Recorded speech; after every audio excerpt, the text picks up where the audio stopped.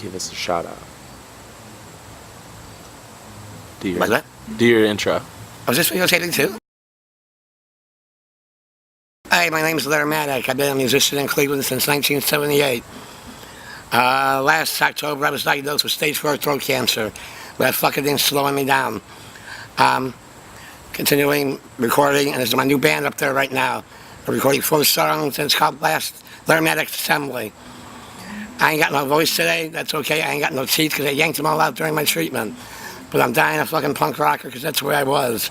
So this is a recording of the songs with my band in the studio. A little more about me. I've played in bands since '78. I've been in 21 bands. This is my 21st band in my life. That's what I got for now. That was good.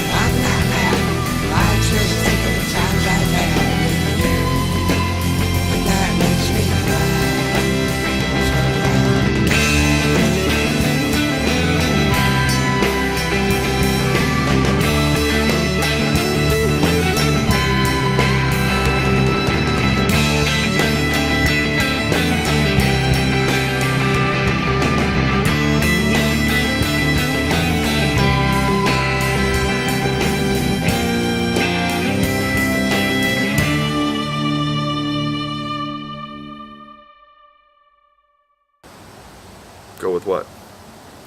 Tell me about myself. So this is the interview? Ready, go? Yeah, not exactly who was that guy who interviewed well? I don't know. But I'm Jason Blair. I always like to brag and say I've played before tens of thousands of people, a dozen at a time. Okay. Well, I had so much fun today. It was a good time. It's been a while since I did any recording, so it was a lot of fun. I'm really glad that Larry asked me to play.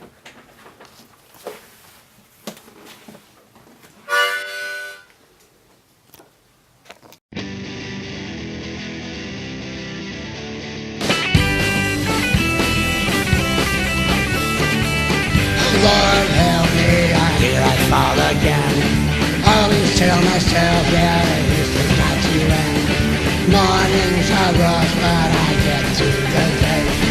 And it's just a place that I contemplate. My head hurts, I'm sweating bad, I'm shaking like a leaf. Remedies are working, release is all I see.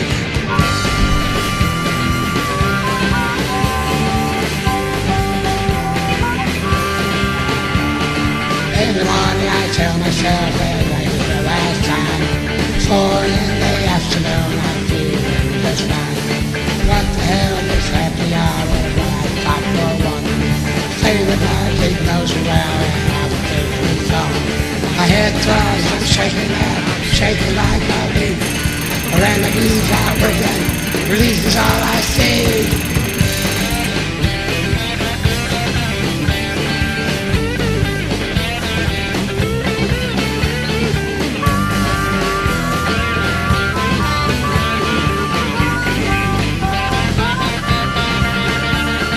So I do it all over, I'm not reconsider what I'm doing to myself. I'm sitting down for a living.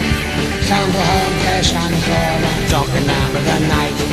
I do it every single day, no, it's not right. My head throbs, I'm sweating now, shaking like a leaf. The remedies are working, release is all I see.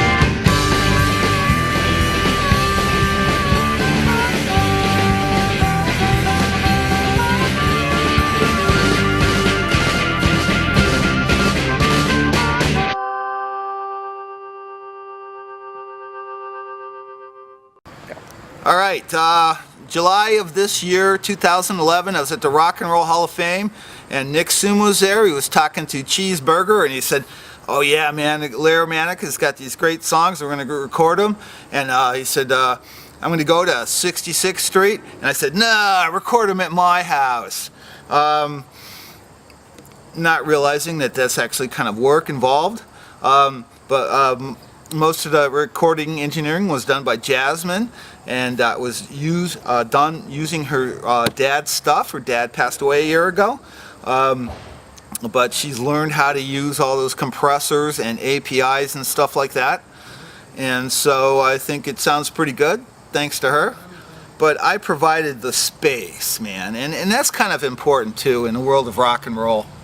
Yeah, having space. And I think a lot of you musicians understand that when I'm talking about having the right kind of space is important for an incredible project to proceed. And that's all I really have to say. Yeah. Don't tell me the score. Don't tell me the score. Shut up.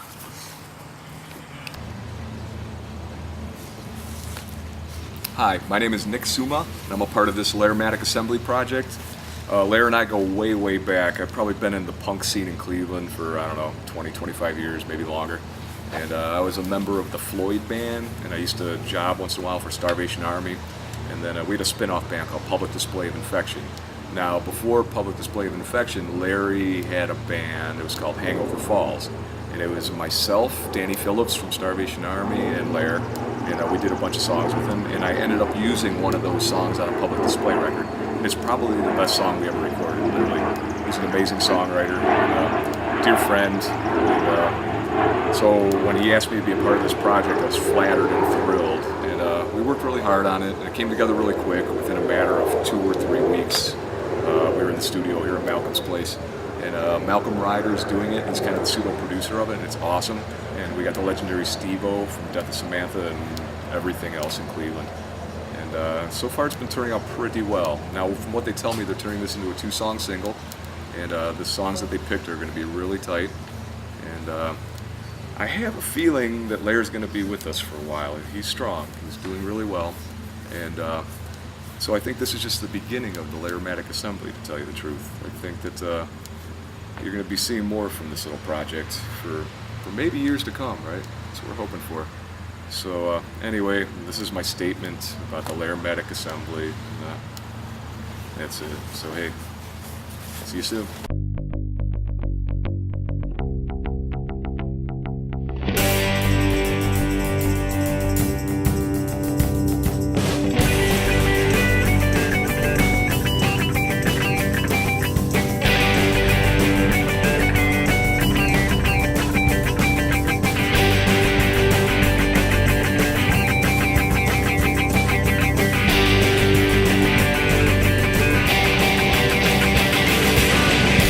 She's my love, I can give you for everything I said you did wrong.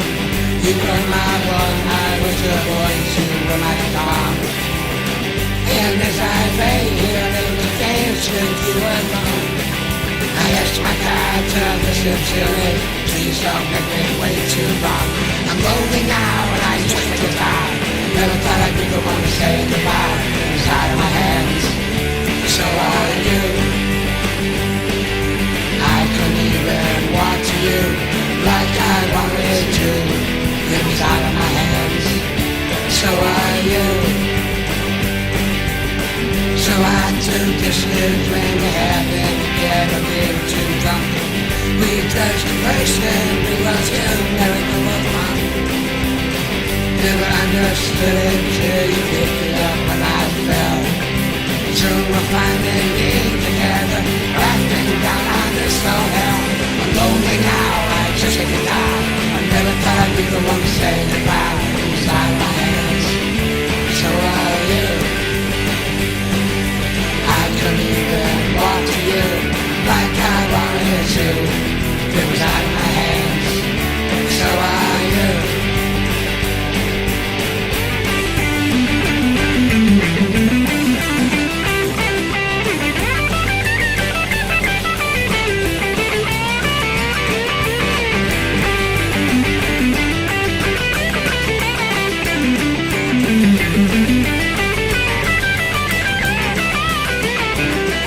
I'm lonely now and I just want to die. Never thought I'd be the one to say goodbye.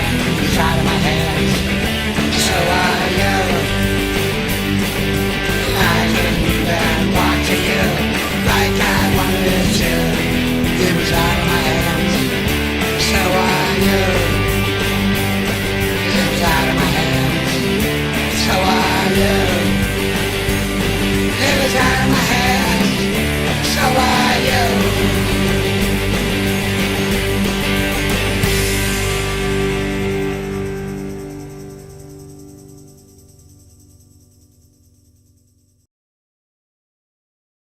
All right, my name is Steve-O. I was in a band called Death of Samantha for all of its 9-year existence. I was a founding member of Negative Print. That was a local rag that we did around the Cleveland area. Did various interviews. I'm also done over the years many videos of a lot of bands, international, national, and local. And I'm actually here today, after getting all that out of the way, as talking about the Lair Matic assembly project. I have the privilege of working with some great people. It came to me when I was at the Rock and Roll Hall of Fame, seeing a band, Nick Summa of Maple Grove Tavern fame, asked me, he goes, can you do me a favor and do us a favor? Larry wants to know if you want to play and do some new songs. I said, yeah, I'm up for it. Let's try it, you know. And it was really cool. And the best thing I think I liked about it was the music. It was actually good songs. If there's good songs, then everything else falls into place. And one of the things was we did one practice together. Then we did a recording the following week. It's all down and came out pretty well considering all the stuff that could be done and what's going on. And I must say it's one of the most pleasant experiences I've had, because a lot of those situations doesn't work like that, and that's rare. The fact that this thing can be done and everybody get along really well and we all respect each other for what we play, everybody's really good. And I know Larry's got a different view of an idea of what he wants to do for the album and everything, but I've been calling it like Larry and Satin, basically based on the Billie Holiday CD, which was a vinyl record at one time. this was her last album. It was a different circumstance entirely. She had a heroin problem and her voice was sort of roached. But that kind of feeling of the voice added potential to it, added kind of roughness to the songs. Even though she had some nice, beautiful songs, that voice sort of like, made it a little bit different, Probably akin to something like Jim Morrison on the LA Woman album for the same reason. Sort of rough hewn. But all in all, I have to say it's pretty good. I know Larry says this will be his last project. I'm hoping that it won't be. I hope there's going to be much more to go on and much more health in the future. And for whoever he plays with, I hope it's very, very good. Hey, I'm Lair Maddox. I've been playing in bands in Cleveland since 1978. I'm 49 and a half years old now, and I'm supposedly dying of throat cancer. But I say to hell with that, fuck that. When something like that's thrown at you, what do?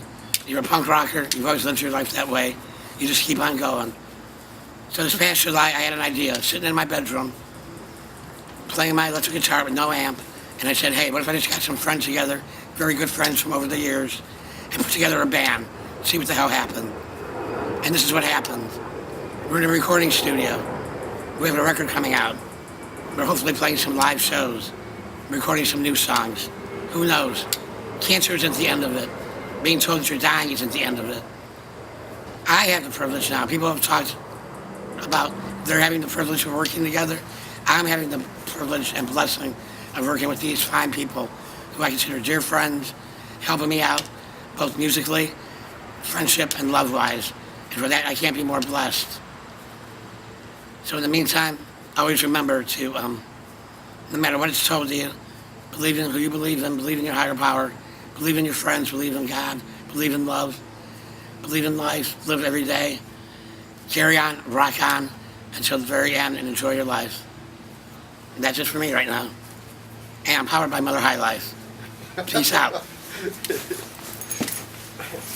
I met Larry in 1979 at the Pirates Cove at a pagan show. I was friends with Larry for 30-some years. We had a lot of fun in the late 70s, the early 80s, did a lot of music together, went to shows together and stuff. Grew apart for a little while, as we often do as we get older, and then found out about a year ago that Larry was pretty sick, and I went to a benefit and got our friendship reacquainted, and we started to hang out again. And Larry wanted to make some music, and that was always our bond, and I was really honored that he asked me if I would play on it with him. And that was all good and everything, but what I didn't know was how much fun that would lead to me just hanging out with Larry. We spent a lot of time at his apartment, just talking and learning the songs together. But the sidebar of the learning the songs was the time we just spent together, and like I say, just talking. And it was very interesting for me to be around somebody that had a deadline on their life, which I've never been in that situation. And Larry knew he had 3 to 6 months, and that was. I say I was scared and sort of awkward at first when I went to spend time with him, but he made it really comfortable for me, and we had some really nice times. And I tried to learn from Larry how he was approaching each day, and I tried to incorporate that into my own life, because I know that's the way we should live, that it could be that every day could be your last and every day is a gift. And he was treating every day that way, and like I say, I'm trying to remember that. Larry passed away about a month ago, and so I miss him, but like I said, I try to keep that in my heart, what he showed me at the end there, and I miss him a great deal. We have some music that we did, and I'm going to get that out for him. He wanted some stuff out, so we're getting the single out and a Bronx CD, and I went and helped Larry's mom clean out his apartment after he passed away, and there was numerous boxes. It's a pretty interesting way to look at people when you realize that your life and everything, all your work and all your memories are just stored in these boxes, and that's what's left of you. And they were quite interesting. I went through them, and we're donating quite a bit of it to the Rock and Roll Hall of Fame, the archive, and the library, that they were interested in it, and they wanted his handwritten lyrics and some good photos and a lot of flyers he had from Cleveland in the late 70s and early 80s. And Larry also used to do a magazine, his own zine called Mongoloid, and there's all the copies of that, and the Rock Hall's very interested in those. So at least it's going to a good home. Larry loved Cleveland, and he loved music, and so there's the best place for Larry's memory to be kept alive. And but it's also very sad to go through those boxes. You know, I'd find things like pictures of me and him from 30 years ago or something. And I saw a picture of Margot in this box. And so it was very touching, but again, it was, it's just different now without him. And it's sort of surreal. We do have the music now that we recorded right before he passed, so that's probably the most special music I ever took part in. It was sort of glorious playing it, but it was also sort of heartbreaking at the same moment. So I miss him a great deal, and that's it. I always loved the guy.